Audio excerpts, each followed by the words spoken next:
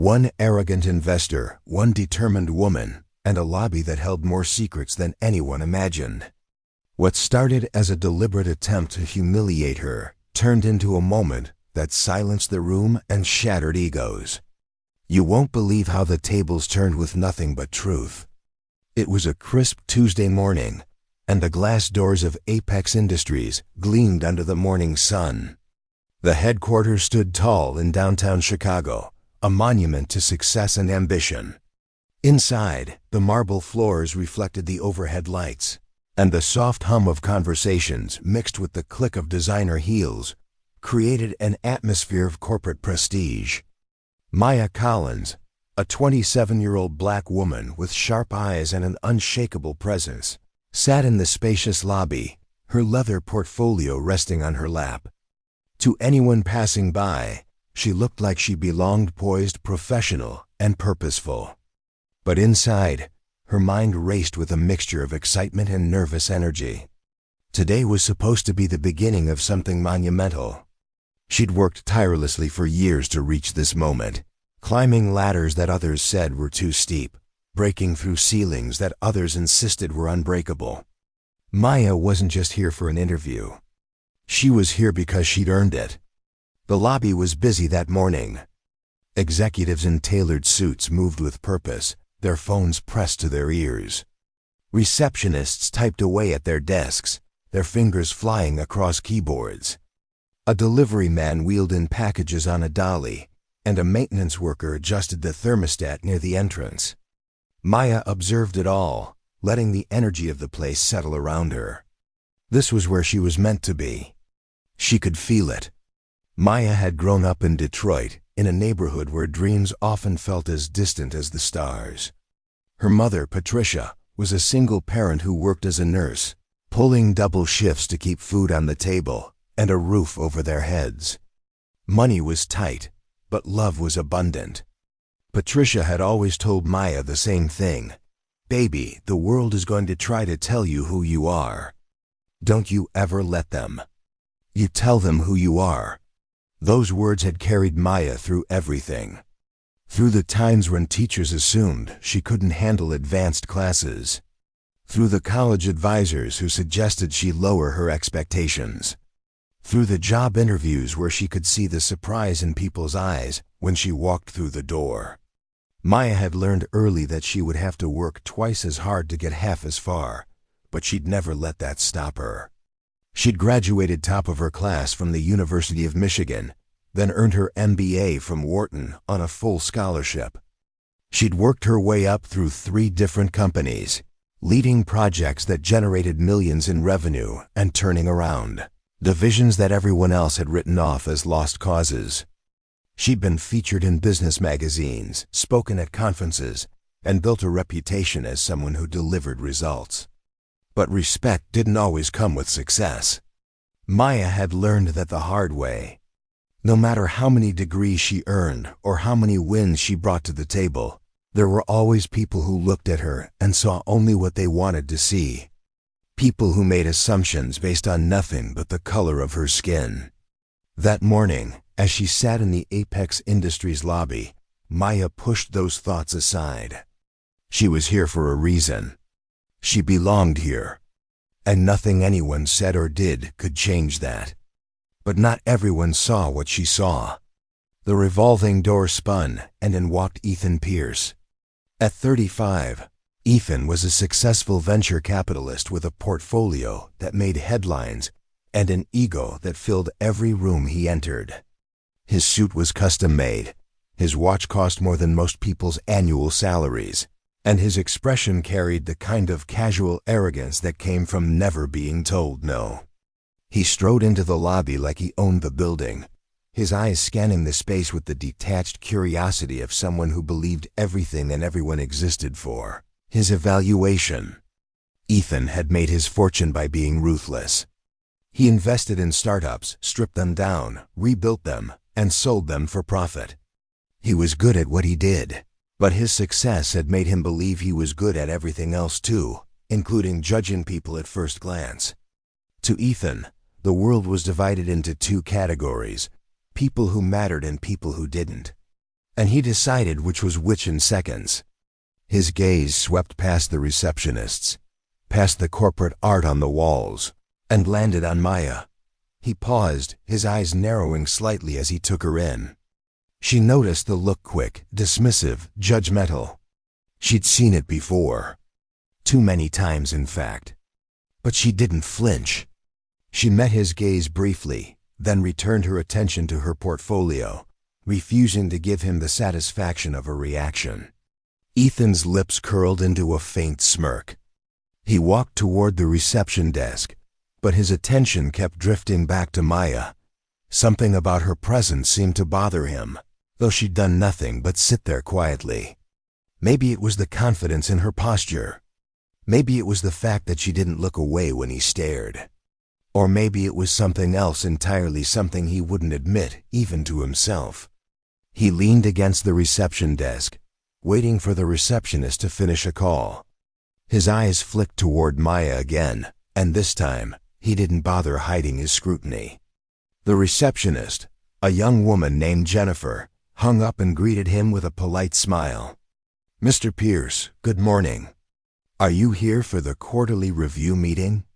"That's right," Ethan replied, his tone smooth but laced with impatience. "Is the conference room ready?" "Yes, sir. Top floor, as usual. They're expecting you in 15 minutes. Ethan nodded, but he didn't move. Instead, he turned slightly, his gaze once again landing on Maya. This time, he didn't look away. He studied her like she was a puzzle he needed to solve, or rather, a problem he needed to address. "Excuse me," he said, his voice carrying across the lobby. Maya looked up, her expression neutral. "Yes?" Ethan took a few steps toward her, his hands casually tucked into his pockets. "Are you lost?" The question hung in the air, sharp and deliberate. Maya's eyebrows lifted slightly, but she kept her composure. "No, I'm not lost. Really?" Ethan's smirk widened.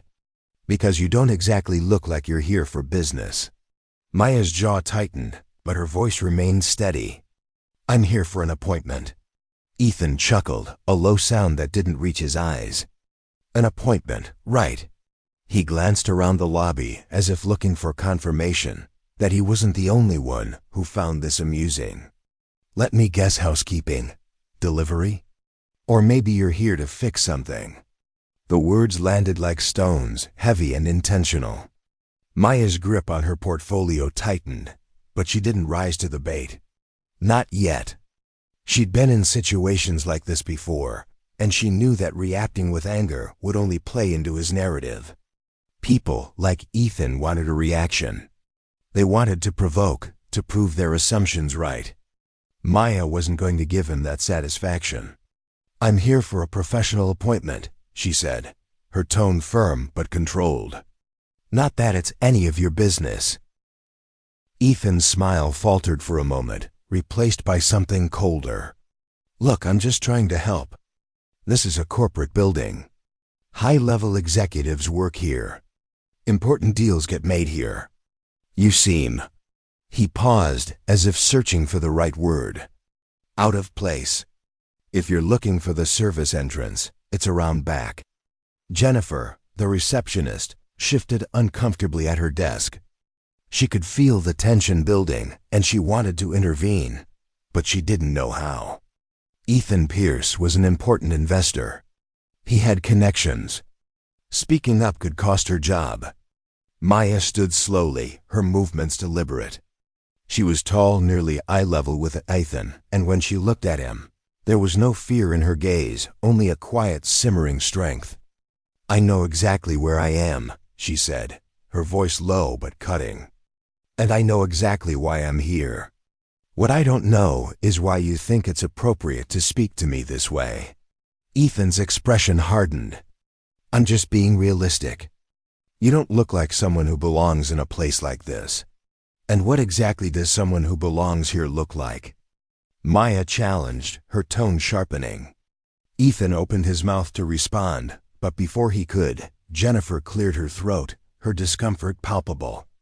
"Mr. Pierce, perhaps." "It's fine," Ethan interrupted, waving her off without looking at her. He kept his eyes locked on Maya. "Let me give you some advice. If you want to succeed in places like this, you need to understand the hierarchy. There are people who run things, and there are people who serve them. And the sooner you figure out which category you fall into, the better off you'll be." He stepped closer, his voice dropping to a condescending whisper. "People like you well, you're lucky to even be in this building. Don't mistake access for belonging." The words hung in the air, venomous and deliberate. Maya's chest tightened, but she refused to let him see the hurt beneath her anger. She'd dealt with people like Ethan her entire life, people who looked at her and saw only what they wanted to see, who reduced her to their own shallow assumptions. But she'd learned something important over the years. Their opinions didn't define her. Their limitations weren't hers to carry.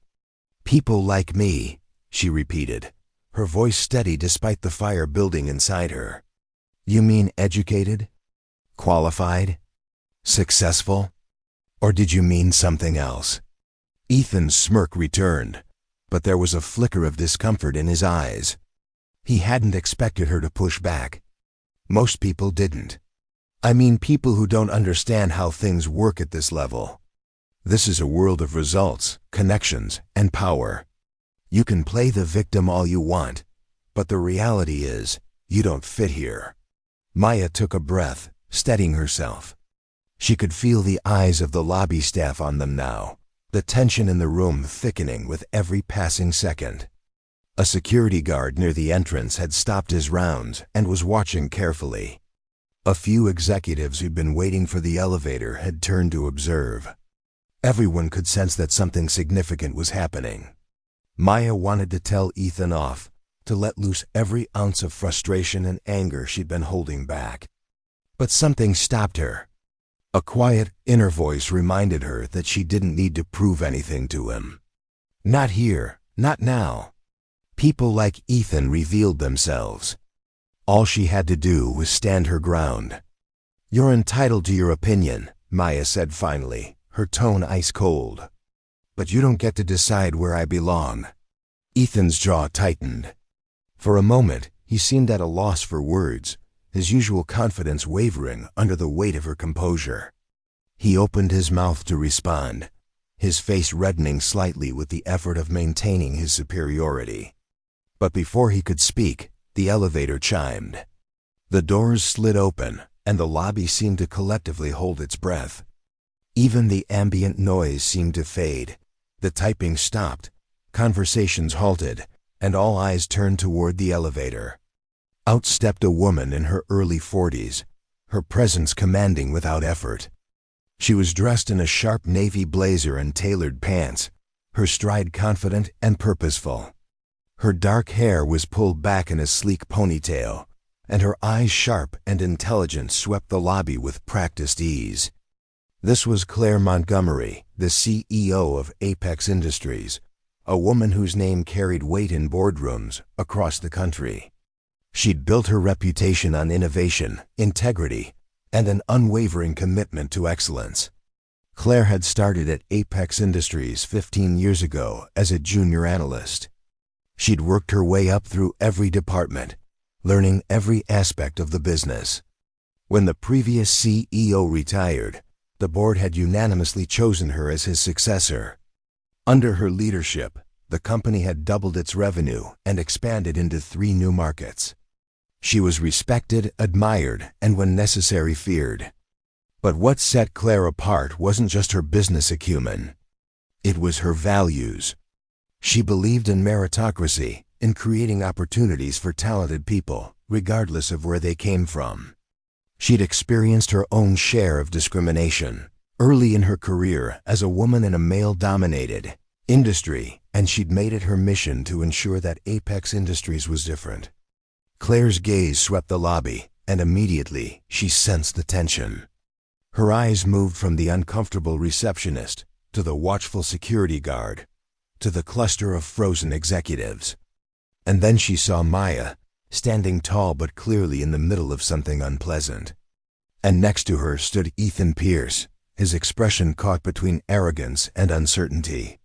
Claire's face remained neutral, but internally, she was already piecing together what had happened. She'd known Ethan for years. He was a major investor in several companies she worked with, and she knew his flaws. He was brilliant with numbers, but terrible with people.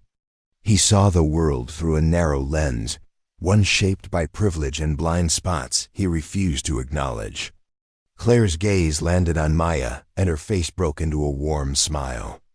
The tension in the room seemed to crack, like ice beginning to thaw. "Maya," Claire called out, her voice bright and welcoming. She crossed the lobby with quick steps, her heels clicking against the marble floor. "I'm so glad you're here early. I wanted to make sure we had time to talk before the official announcements." Maya's expression softened, the tension in her shoulders easing as she stood straighter. Relief washed over her face, but she maintained her professional composure. "Ms. Montgomery, it's wonderful to see you." Claire took Maya's hand in both of hers, her smile genuine and warm. "Please call me Claire. We're going to be working closely together, after all." The lobby had gone completely silent. Every eye was on the two women, the weight of the moment pressing down on everyone present. Jennifer's mouth had fallen open slightly. The security guard's eyebrows had shot up. The executives near the elevator leaned in, straining to hear. Ethan stood frozen, his smirk long gone, replaced by a look of dawning confusion. He looked from Maya to Claire and back again, his mind clearly racing to understand what was happening. Claire turned slightly, her gaze sweeping the room before landing on Ethan. Her smile didn't waver. But there was a sharpness in her eyes now. A quiet authority that commanded attention and demanded respect. "Ethan," Claire said, her tone polite but distinctly cooler than it had been with Maya. "I didn't realize you'd arrived." Ethan cleared his throat, his usual confidence faltering. "Claire, yes, I just got here. A few minutes ago." Claire nodded slowly, her gaze flicking between Ethan and Maya. There was a calculating look in her eyes, as if she was putting together pieces of a puzzle. "I see. And have you two been introduced?" The question hung in the air, loaded with meaning. Ethan opened his mouth, then closed it again. He looked like a man standing on the edge of a cliff, suddenly realizing how far down the drop was. "We spoke briefly," Ethan managed, his voice lacking its earlier conviction. "Spoke," Maya echoed quietly, her tone neutral but her meaning clear. Claire's expression didn't change, but something shifted in her eyes, a flicker of understanding, of disappointment, of barely contained anger. She'd seen enough of these situations to know exactly what had transpired. She took a breath, composing herself, and when she spoke again, her voice carried the weight of absolute authority. "Well then, let me make a proper introduction," Claire said, turning fully to face the room. Her voice rose slightly, ensuring everyone in the lobby could hear. "Everyone, I'd like you to meet Maya Collins, our new Vice President of Strategic Development." The words landed like a thunderclap. Ethan's face went pale, the color draining from his cheeks as the realization hit him like a physical blow. His mouth opened, but no words came out. His hands, which had been casually tucked in his pockets, fell to his sides. He looked as though the ground had just opened up beneath him. Around the lobby, the reaction was immediate and visceral. Jennifer gasped audibly, her hand flying to her mouth. The security guard's eyes widened to the size of saucers. The executives near the elevator exchanged shocked glances, some shaking their heads in disbelief. A few began whispering urgently to each other. Maya stood tall, her expression calm but unreadable. She didn't gloat. She didn't smile triumphantly. She simply stood there, letting the truth speak for itself. This was who she was. This was what she'd earned. And nothing Ethan had said could change that. Claire continued, her voice steady and proud. "Maya is one of the most accomplished professionals in her field. She's led multi-million-dollar initiatives that have transformed struggling divisions into profit centers. She turned around the Northeast operations at Titan Corp, increasing their revenue by 42% in just 18 months. She's developed market entry strategies for 3 Fortune 500 companies. She's been featured in Forbes, Business Insider, and the Wall Street Journal. Harvard Business Review published her case study on innovative supply chain management. With each accomplishment Claire listed, Ethan seemed to shrink a little more. His face had gone from pale to flushed, a deep red creeping up his neck and into his cheeks. He looked like he wanted to disappear, to melt into the marble floors and vanish from existence. Claire's gaze settled on Ethan, and her voice took on an edge that could cut glass. "We're incredibly fortunate to have her joining our executive team. Maya brings not only exceptional skills and experience, but also the kind of integrity and character that defines what we stand for at Apex Industries." The emphasis on integrity and character was unmistakable. It was a rebuke without being explicit, a reminder of values that some people in the room had clearly forgotten. Ethan's jaw worked silently, his mind clearly racing to process what he'd just heard. He looked at Maya, really looked at her for the first time, and saw not the assumptions he'd made, but the reality of who she actually was. The shame that washed over his face was almost painful to witness. I didn't realize," Ethan stammered, his usual eloquence abandoning him completely. "No, you didn't," Claire said, her tone even but pointed. Each word was deliberate, measured. "And that's the problem, isn't it? You didn't ask. You didn't inquire. You simply assumed. And your assumptions led you to treat a senior executive of this company with disrespect." The silence in the lobby was deafening. You could have heard a pin drop. Every person present was witnessing something rare, a powerful man being held accountable in public for his behavior. Ethan looked like he wanted to defend himself, to explain, to somehow minimize what he'd done. But there was nothing he could say. Everyone had heard him. Several people had witnessed his condescending comments. There was no walking this back. Jennifer, the receptionist, had tears in her eyes. She'd wanted to speak up earlier, but had been too afraid. Now, seeing Claire defend Maya so completely, she felt a wave of relief mixed with guilt. Maya finally spoke, her voice calm and measured. "It's fine, Miss Montgomery. I'm used to people making assumptions." The words were simple, but they carried weight. They acknowledged a painful truth, that this wasn't an isolated incident, that Maya had faced this kind of prejudice before, that she'd developed a thick skin out of necessity. Claire's gaze softened as she looked at Maya, but there was steel underneath. "You shouldn't have to be used to it, Maya, and moving forward, you won't be. Not here, not at this company. We don't tolerate that." She turned back to Ethan, her expression hardening again. "Ethan, I need to speak with you, upstairs, now." It wasn't a request. It was a command. Ethan nodded mutely, his confidence shattered into 1,000 pieces. He followed Claire toward the elevator, his shoulders hunched in a way that made him look smaller than he had when he'd walked in. His expensive suit and luxury watch suddenly seemed like hollow symbols of success without substance.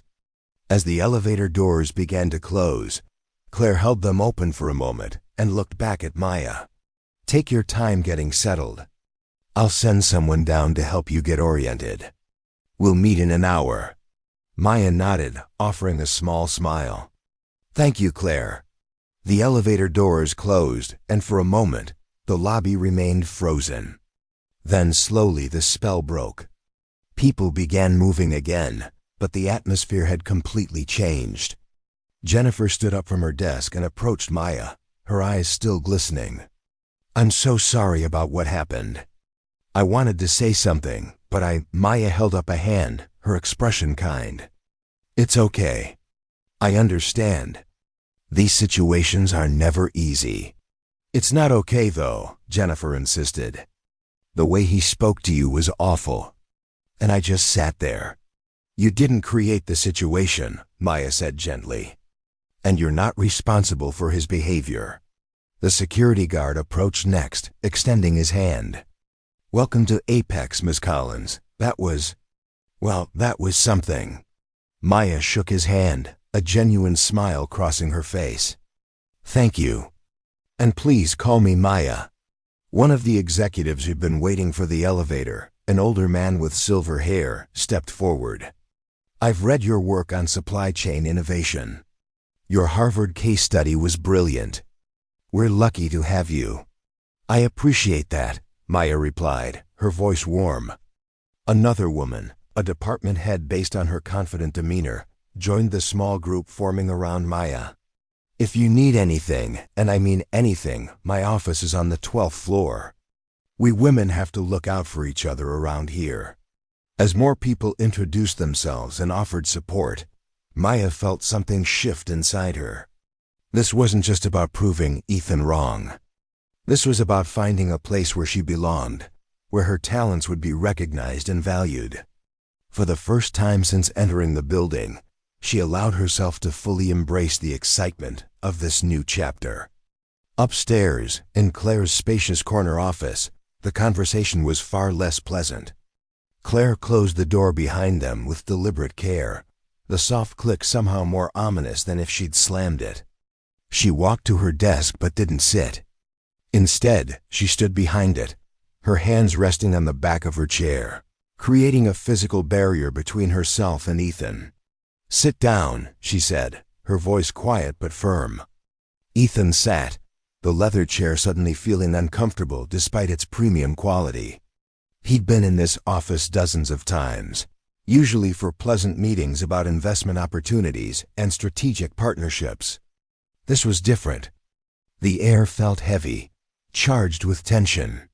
Claire studied him for a long moment, her expression unreadable. Do you have any idea what you just did down there? Ethan opened his mouth, but Claire held up a hand, cutting him off. That was a rhetorical question. Let me tell you what you did. You looked at a highly qualified, accomplished professional and reduced her to a stereotype based solely on the color of her skin. You assumed she was a janitor or a delivery person. You told her she didn't belong.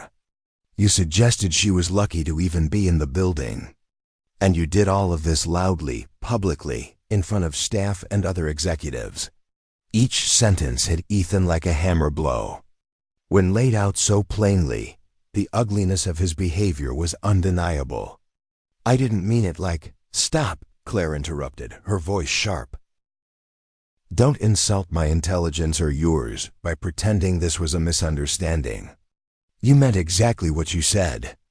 You looked at Maya Collins, a woman who has achieved more in her 27 years than most people achieve in a lifetime, and you dismissed her. Why? Ethan sat in silence, his throat tight. He had no good answer because there was no good answer. Claire walked around her desk, sitting on the edge of it so she was closer to Ethan, her position one of controlled authority. Let me tell you about Maya's background. She grew up in Detroit. Her mother was a single parent working as a nurse, often pulling double shifts just to keep the lights on. Despite having every reason to give up, Maya excelled.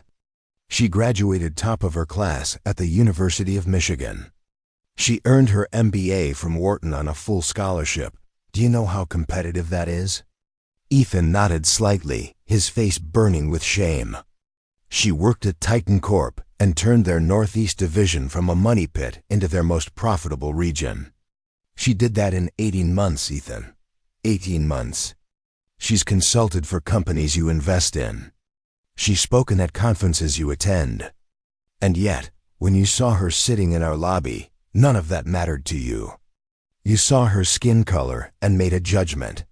I made a mistake, Ethan said quietly, his voice hoarse. Yes, you did. A significant one. But let me be clear about what bothers me most. It's not just that you were wrong about who she was. It's that even if she had been a janitor or a delivery person, the way you spoke to her would still have been unacceptable. Respect isn't determined by someone's job title. Human dignity isn't conditional. Ethan looked down at his hands, unable to meet Claire's gaze. I've known you for 5 years, Ethan. I've watched you build your firm. I've seen your analytical brilliance. But I've also seen this side of you, the arrogance, the dismissiveness toward people you deem beneath you. I've overlooked it in the past, written it off as the rough edges of ambition. But this crosses a line. I'll apologize, Ethan said, finally looking up. I'll apologize to her right now. Claire's expression didn't soften. You will apologize. But understand something, an apology doesn't undo the harm. It doesn't erase the humiliation she felt. It doesn't compensate for the emotional labor she had to expend just to maintain her dignity in the face of your prejudice. An apology is a starting point, not a solution. Ethan nodded, the weight of his actions settling fully on his shoulders. And one more thing, Claire added, her tone becoming even more serious. If you ever pull something like this again with anyone, regardless of their position, you'll find yourself without a seat at any table I have influence over. I don't care how much money you manage or how many successful investments you've made. Character matters. Integrity matters. And if you can't demonstrate both, you're not someone I want to do business with. The threat was clear and unambiguous. Ethan's relationship with Apex Industries represented a significant portion of his portfolio. Losing Claire's support could damage his reputation across the entire industry. Do I make myself clear? Claire asked. Yes, Ethan said, his voice barely above a whisper. Claire stood, walking to the window that overlooked the Chicago skyline. You're dismissed. I expect a genuine, thoughtful apology to Maya on your own time, not when it's convenient for you. And I expect to see real change in how you treat people. All people. Ethan stood slowly, his legs feeling unsteady. As he walked toward the door, Claire spoke again without turning around. Ethan, this is your wake-up call. What you do with it is up to you. He left the office without responding, the door clicking shut behind him. As he walked down the hallway toward the elevator, his mind was a storm of conflicting emotions, shame, embarrassment, defensiveness, and something else he couldn't quite name. Perhaps it was the beginning of genuine self-reflection. The elevator ride down felt longer than usual. When the doors opened to the lobby, Ethan saw that the crowd had dispersed. Maya was gone, presumably getting oriented in her new office.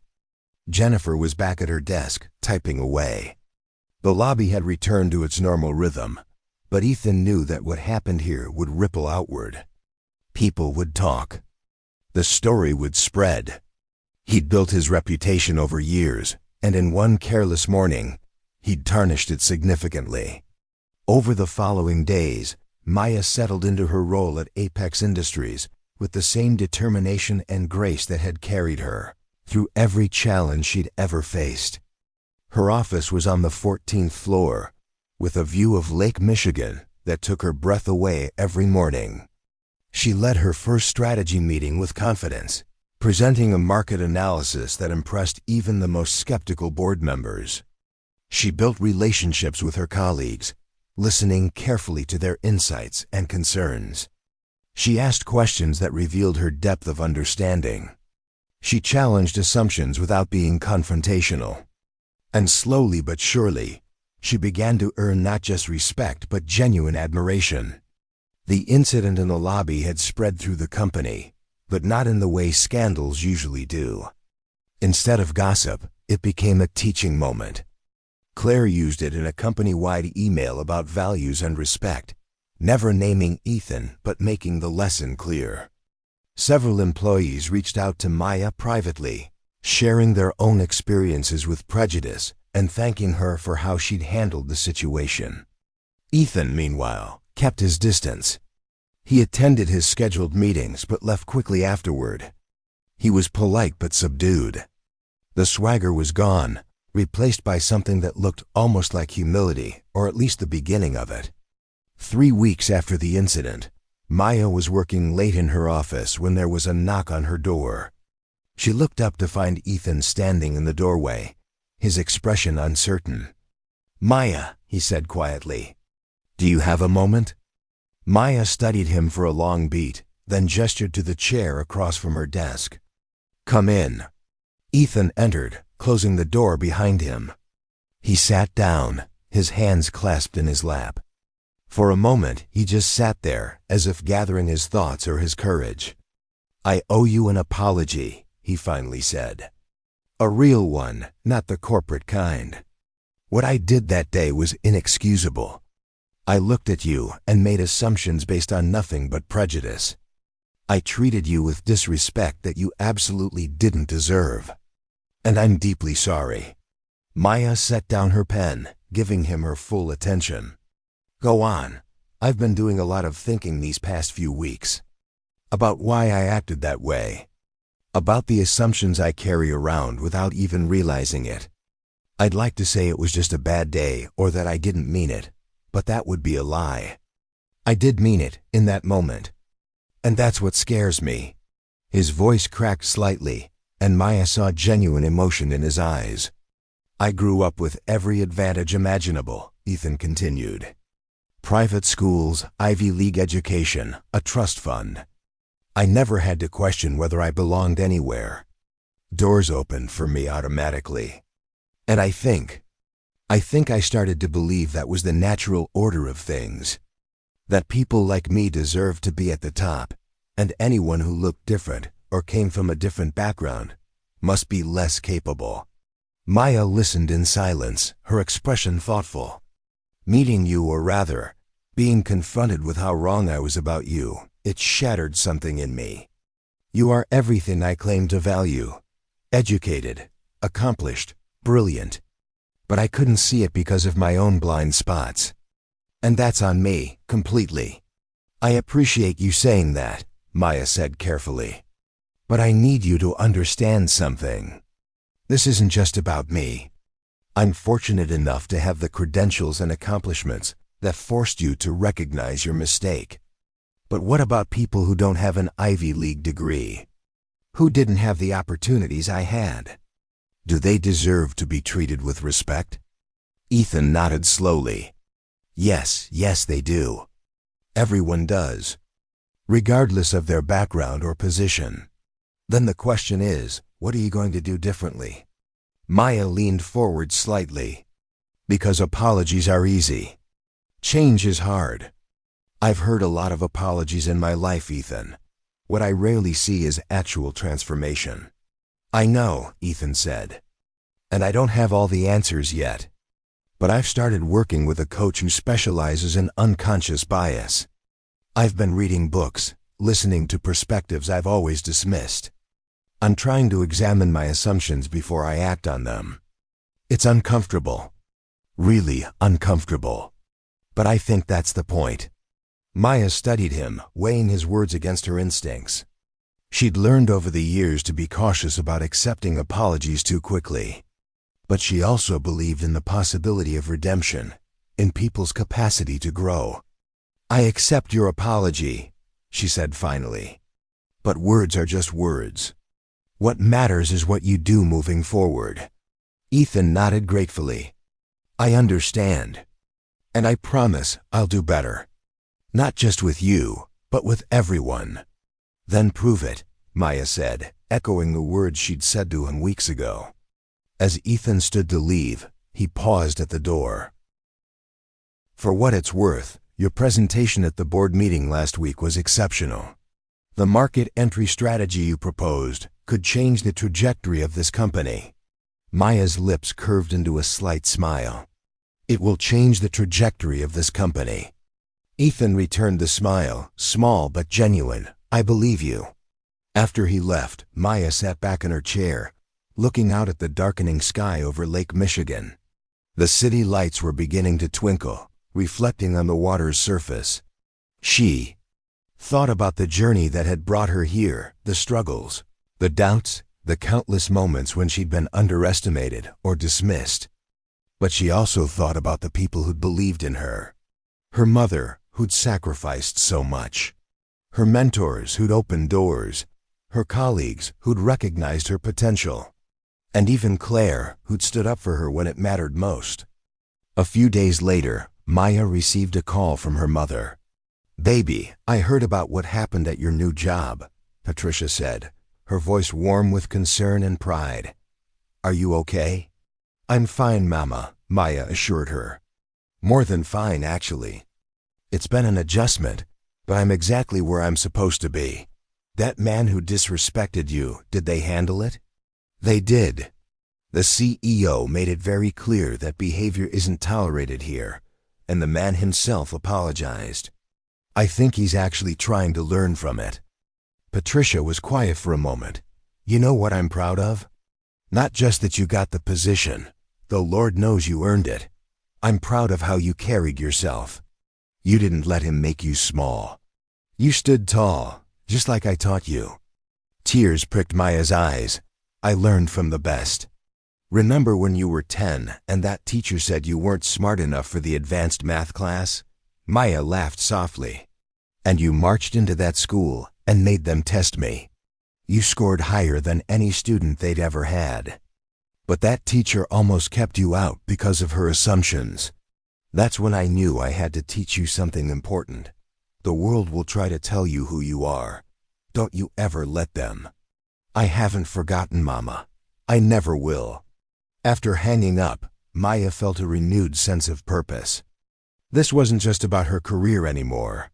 It was about representation, about being visible for all the young black girls who needed to see that they belonged in these spaces too. Months passed, and Maya's impact on Apex Industries became undeniable. The market entry strategy she'd proposed was implemented, opening up 3 new revenue streams that exceeded projections by 30%. She restructured the strategic development department, bringing in diverse talent and creating mentorship. Programs for young professionals from underrepresented backgrounds. During a company town hall 6 months after she joined, Claire invited Maya to the stage to present the quarterly results.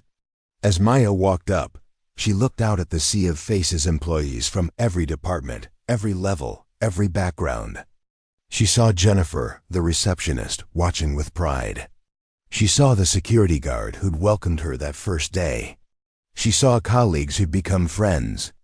And in the back row, she saw Ethan. He was listening intently, taking notes, his expression focused and respectful. Maya presented her results with confidence, her voice clear and strong. The room erupted in applause when she finished. As she returned to her seat, Claire leaned over and whispered, "You're changing this company, Maya, in all the best ways." That evening, as Maya packed up her office to head home, she reflected on her journey. The incident in the lobby felt like a lifetime ago, yet it had only been 6 months. She'd proven herself not by responding to Ethan's prejudice with anger, but by standing firm in her truth and letting her work speak for itself. She thought about all the people who doubted her over the years, the teachers who'd underestimated her, the interviewers who'd questioned her qualifications, the colleagues who dismissed her ideas. Each one had been a test, and each time, she'd chosen to respond with grace and excellence. But she also recognized that she'd been fortunate. She'd had opportunities that many others didn't. And that's why the mentorship program she'd created meant so much to her. She was opening doors for the next generation, making sure they wouldn't have to fight as hard as she had. A year after joining Apex Industries, Maya was promoted to Senior Vice President. The announcement came during the annual company conference, held at a luxury hotel downtown.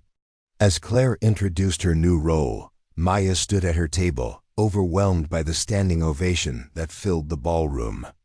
Later, at the reception, various people came up to congratulate her.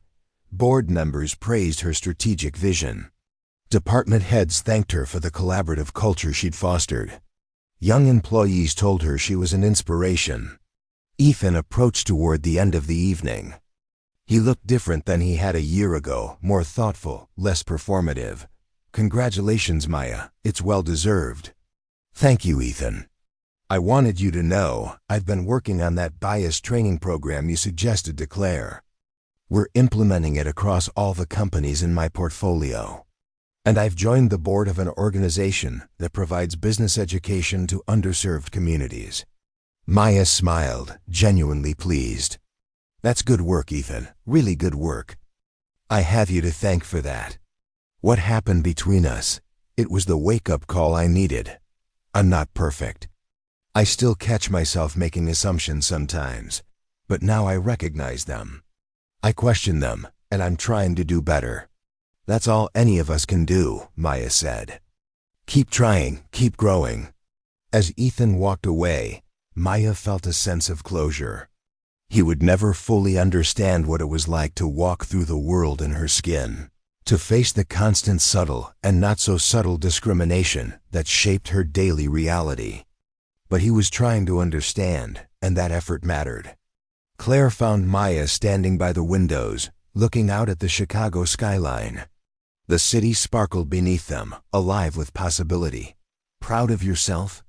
Claire asked, joining her at the window. I am, Maya admitted. For the first time in a long time, I feel like I can just be. Not prove, not defend, not justify. Just be. That's what you deserve. That's what everyone deserves. Maya turned to Claire. Thank you. For standing up for me that day. For believing in me. For creating a space where I can thrive. Claire shook her head. You did the hard part. You showed up with excellence. You turned challenges into opportunities. You lifted others as you climbed. I just gave you the platform. You built everything on top of it. As the evening wound down and guests began to leave, Maya stood alone for a moment in the ballroom. She thought about the young woman who'd walked into the Apex Industries lobby a year ago, nervous, excited, ready to prove herself. That woman had been tested in ways she hadn't expected. She'd been judged, dismissed, and underestimated. But she'd also been vindicated, celebrated, and empowered. Maya had learned something profound through this experience. Her worth wasn't determined by whether people recognized it. It existed independent of their opinions, their assumptions, their prejudices. She'd always had value. She'd always been capable. She'd always belonged. The difference now was that she fully believed it herself. As she gathered her things to leave, Maya's phone buzzed with a text from her mother. Just saw the announcement online. My baby, the senior VP. I always knew you'd do amazing things. Come home for Sunday dinner so we can celebrate properly. Maya smiled, typing back. Wouldn't miss it for the world. Walking out of the hotel into the cool Chicago night, Maya felt a sense of peace wash over her. Her journey was far from finished. There would be more challenges, more obstacles, more moments when she'd have to prove herself. But she was ready. She'd learned that her power didn't come from being accepted by people like Ethan. It came from accepting herself, fully and unapologetically. She thought about the young black girls who might hear her story one day. She hoped they'd learn what she'd learned, that they were enough, exactly as they were, that their dreams were valid, that their voices mattered, and that no one else's limitations could define their potential. The world was still full of people who would try to make them small, who would look at them and see only stereotypes and assumptions, but those people were wrong, and their wrongness didn't have to become anyone else's burden. Maya's story wasn't just about a dramatic moment in a corporate lobby. It was about resilience, about dignity, about the quiet strength it takes to stand firm in who you are when the world tries to tell you you're something else. As she walked to her car, Maya made a mental note to share her story at the next mentorship program session. Not to glorify the struggle, but to show that it was possible to face prejudice without losing yourself. That you could fight back without compromising your values. That grace and strength weren't mutually exclusive. She started her car jazz, music filling the interior, a callback to the nights she'd spent in her childhood home. Her mother's vinyl records spinning as they talked about dreams and possibilities. Maya smiled, pulling out into the Chicago traffic. Her dream wasn't just realized, it was expanding, growing, becoming more than she'd ever imagined. The incident with Ethan had taught everyone involved valuable lessons. For Ethan, it was a painful confrontation with his own prejudices and the harm they caused. For Claire, it reinforced her commitment to creating truly inclusive workplaces. For the Apex employees who witnessed it, it was a reminder that silence in the face of injustice made them complicit. But for Maya, the lesson was different. She learned that she didn't need anyone's permission to belong. She didn't need to wait for validation from people who couldn't see her value. She could claim her space, own her worth, and build her legacy on her own terms. And that was exactly what she intended to do. As Maya drove through the city streets, she thought about all the moments that had led her here. The late-night studying, the rejection letters, the interviews where she'd been the only person of color in the room, the microaggressions, the times she'd been mistaken for an assistant or a secretary despite her title, the exhausting work of having to be twice as good to be considered half as competent. All of it had been part of her journey. Not because struggle built character, she'd had character all along, but because navigating those challenges had taught her something crucial about herself. She was unbreakable. People could underestimate her, dismiss her, or try to diminish her, but they couldn't stop her. Not unless she let them. And Maya had decided a long time ago that she would never give anyone that power. Her story was a testament to the power of persistence, the importance of self-belief, and the transformative impact of people who use their privilege to lift others up instead of keeping them down. To anyone facing similar challenges, Maya's message was clear: don't let someone else's limited vision become your reality. The world is full of Ethan Pierces, people who will judge you based on their assumptions rather than your abilities. But the world is also full of Claire Montgomery's people who recognize talent, value diversity, and create opportunities for excellence to thrive. Your job isn't to convince the doubters. Your job is to find your people, build your skills, and let your work speak volumes that their prejudice could never silence. As Maya pulled into her parking space and turned off the engine, she sat for a moment in the quiet of her car.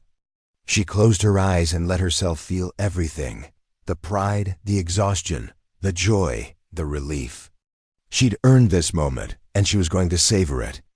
Tomorrow there would be new challenges, new projects to lead, new barriers to break, new people to mentor.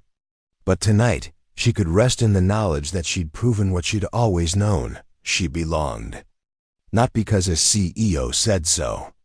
Not because she'd silenced a critic, but because she'd always belonged from the very beginning. The only difference was that now everyone else knew it too. Maya gathered her things and headed toward her apartment, her steps light, her heart full. The journey had been long and difficult, but she'd arrived exactly where she was meant to be. And this, she knew with absolute certainty, was just the beginning. What about you?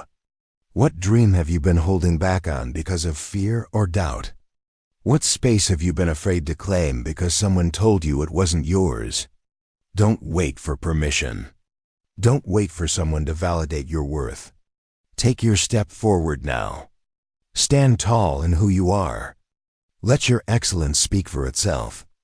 If Maya's story inspired you, subscribe for more stories of resilience and triumph. Your story could be next.